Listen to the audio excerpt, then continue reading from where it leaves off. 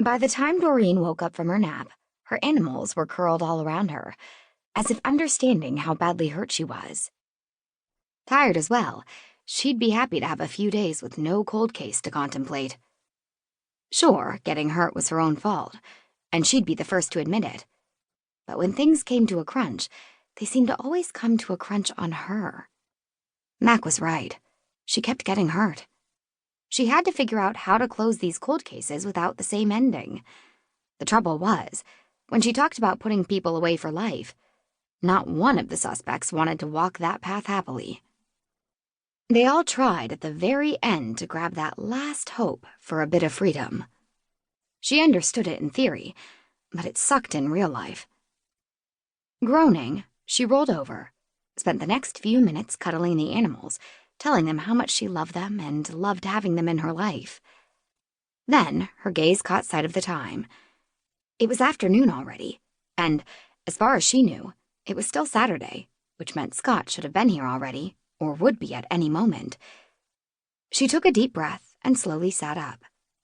The room spun a little, but it wasn't too bad. At least her head didn't boom. She walked into the bathroom and cried out in surprise at her face. She had blood along her temple and something on her cheek, which she scrubbed at. It looked like some medication or maybe iodine. She filled the sink with warm water and, using a washcloth, gently cleaned her hair and face as much as she could.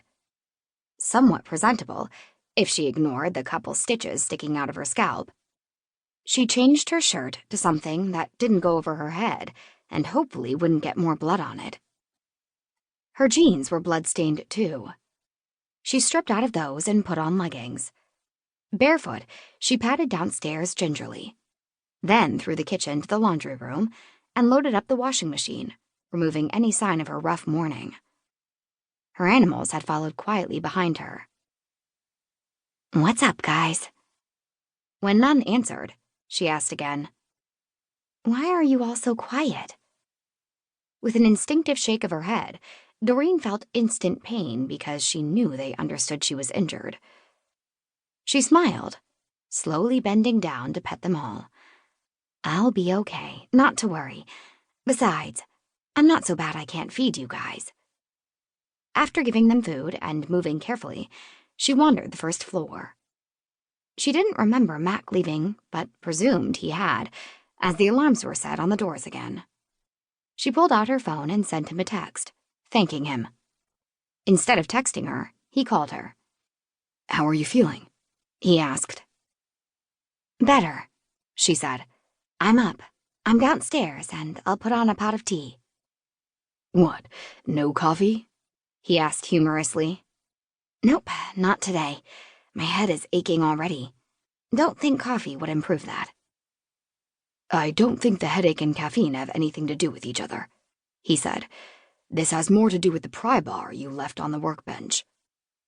"Is that what she hit me with?" she whispered, aghast. I knew I should have found a storage place for that damn thing.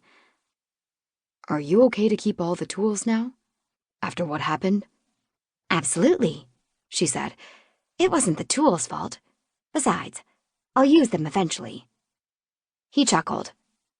"I guess if I need something, I know who to borrow from." "Anytime. I don't even know what half of them are called." "I know," he said. "The irony wasn't lost on me." But to think she used one of my own tools. She probably thought it was still hers, and George, up in heaven, was probably rooting her on. "I wonder," she said. From his journal entries, it seemed like he was saddened by everything that came to pass. "I imagine he was. You've been asleep for a couple hours, so don't freak out when you look outside and see cop cars." "Why are cop cars here?" she asked in an ominous tone of voice. "Because they have to go through the garage, looking for forensic evidence. There's your blood and the attempted murder weapon, etc.